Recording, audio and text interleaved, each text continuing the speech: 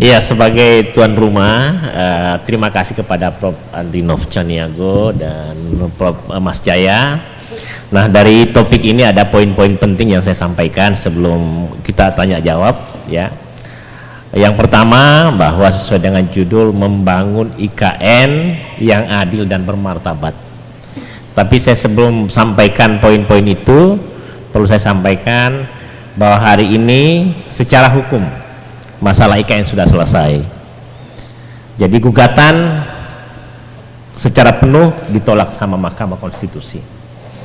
Yang kedua, masalah keuangan hari ini kelar dan selesai. Kenapa saya katakan selesai? Karena orang bilang 446 triliun itu mahal, karena dia kira dipakai 2 tahun, 2024 dikira sudah habis, padahal dituntut 100 tahun Indonesia merdeka. Hanya butuh 30 triliun untuk 2022-2024, dan itu hanya 2 tol yang sejenis Balikpapan Samarinda. Artinya apa? Hanya yang tidak paham nilai-nilai proyek yang akan mempermasalahkan. Yang ketiga, masalah lingkungan sudah selesai.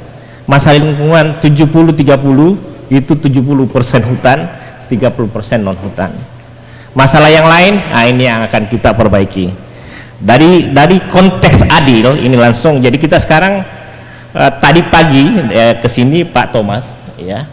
Jadi sekarang konkretnya, dia bilang masyarakat Balikpapan, Uniba, Unmul, Unikarta, apa sebenarnya yang ingin diperankan? Bikin proposal. Kalau layak, segera dikasih peran. Kalau ada anak muda yang mau bekerja, sekarang apa yang mau dikerjakan, apa keterampilannya, sampaikan ke Uniba, sampaikan ke Unmul, dan lain-lain. Jadi karena tadi Pak Andrinov Caniago, saya ulang aja, bahwa pemindahan IKN adalah untuk keadilan ekonomi, iya kan? Pemindahan IKN adalah untuk keadilan pembangunan. Coba bayangkan, baru disebut IKN akan dibangun, jalan sudah diperbaiki, sudah licin, kemudian tambahan-tambahan tol itu sudah siap semua. Jadi sekarang tinggal kita bagaimana mengambil peran. Saudara-saudara sekalian, kalau memang ingin berpartisipasi di IKN, sebenarnya sekarang terbuka, ya kan? Nah, yang terakhir dalam kaitan dengan IKN yang bermartabat, bahwa sebenarnya IKN yang dibangun ini IKN yang menurut Pak Jokowi itu terkemuka, terdepan, dan berbeda dari yang ada sebelumnya. Tapi apakah itu bisa dicapai? Bisa. Syaratnya adalah sinergi kita semua. Dan yang paling inti, orang Kaltim, orang Balikpapan, orang Samarinda, orang Pukar, orang Penajam, sinergi untuk itu. Kita lah yang akan merasakan manfaatnya semua. Iya. Saya kemarin baca di grup WA, tadi saya klarifikasi, jadi sempat podcast sama Pak Thomas terkait 100.000 orang tenaga kerja yang akan datang.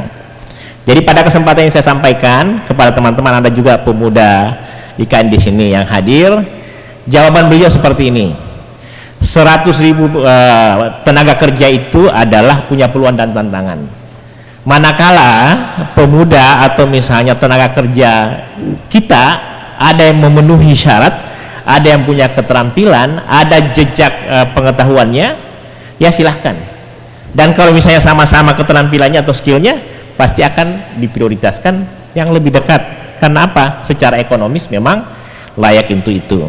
Kemudian yang kedua, kalau mereka datang 100.000, peluang untuk memberi makan, menyuplai makan, dan lain-lain kebutuhan mereka itu kan sisi ekonomi juga. Ya, jadi kembali ke saudara-saudara atau kita semua. Tapi ini nih, saya ada solusi, ya solusi.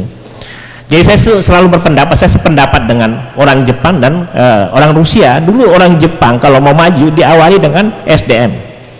Orang Rusia mau maju diawali dengan SDM. Nah, dengan demikian saya juga berpendapat, kalau IKN mau maju harus dipadukan, dikombinasikan antara pembangunan infrastruktur dan pembangunan SDM. Pasti orang bertanya bagaimana caranya. Yang pasti sekarang secara konsep di IKN itu dalam pendanaan itu belum ada misalnya pengembangan SDM, tapi sebenarnya ada solusinya. Kebetulan saat ini ngomong-ngomong CSR orang, ya kan? Kalau saya berpendapat begini, penting dan mendesak bagi Kalimantan Timur, bagi Sepaku atau bagi daerah-daerah yang ada di sekitarnya untuk mengembangkan SDM. Ada yang bertanya dari mana uangnya? Saya kasih solusi. CSR itu biasanya CSR itu 3%. 3% anggaplah kalau selama ini perumahan kumuh 3%, ya sekarang kurangi, tinggal 1% saja. 2% itu pengembangan SDM. Coba bayangkan di Sepaku sebagai studi banding saja, sebagai benchmark, itu kan sudah berapa 100 miliar itu yang bisa digunakan untuk pengembangan SDM. Sepaku kemudian Semboja hanya sekitar 300 ribuan orang, sedikit sekali. Dengan demikian solusinya kalau kita bicara keadilan, maka pertama kita harus mempersiapkan diri, karena tidak adil lamanya kita mau mengambil peran tapi orang punya kualifikasi yang lebih bagus. Adil adalah, dan tidak adil juga kalau kita sama-sama punya skill tapi ambil dari luar. Makanya sekarang mari ambil CSR dari mana-mana untuk membangun ibu kota Kalimantan Timur, karena itu yang abadi. Rumah bisa hilang, semua bisa hilang, tapi SDM Kalimantan Timur itu yang harus kita jadikan acuan. Itu saja sebagai pemicu diskusi kita hari ini. Dan untuk tanya jawab, karena Pak Antinop ini akan ada acara 15 menit lagi, saya serahkan ke peserta yang mau bicara. Saya kembalikan ke Ibu Azizah, dipersilakan aja siapa yang mau bertanya. Makasih. Assalamualaikum warahmatullahi wabarakatuh.